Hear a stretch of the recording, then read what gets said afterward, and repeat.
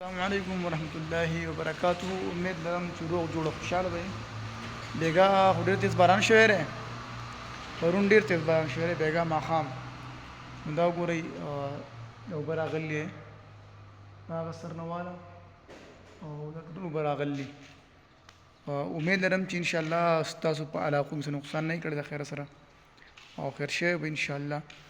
دغه شان که پنجاب وګورو نو پنجاب کې چې کوم سیلابونه شروع شوي دي نو هغې ډېر غټ نقصانات وکړه او دا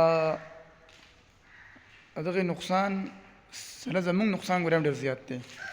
دا یوازې د پنجاب نقصان نه دی، د دې سره زموږ نقصان په دې سیوا دی چې زموږ د علاقې زموږ د پښتونخوا ټول انحصار چې کوم دی دا پنجاب باندې دی.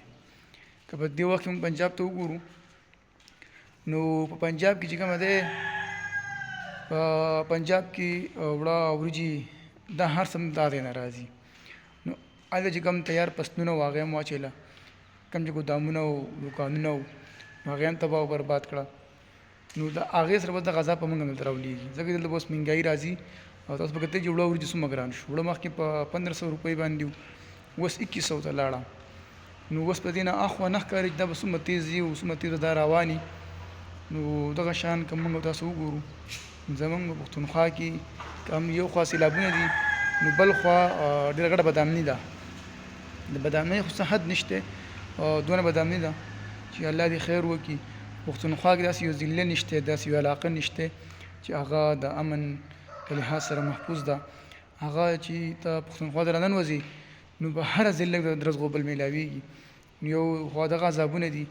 نو موږ ټول له پکار دی الله په درګاه الله دعا وغواړو چې د دې عذابونو نه کم سے کم موږ خلاص شو. یو خوا سیلابونه او بل خوا چې کومه د عذابونه او بل خوا د بدامني دې زموږ د علاقه څه بل طرف ته ویوړه او دا ډېر غټ نقصان دی. موږ دعاګانې کوو او موږ له پکار دي چې د دې بدامنۍ دپاره چې زموږ نه څونه څه کیدی شي چې هغه موږ وکړو او د دې مصیبت او د دې موږ خلاص کړو.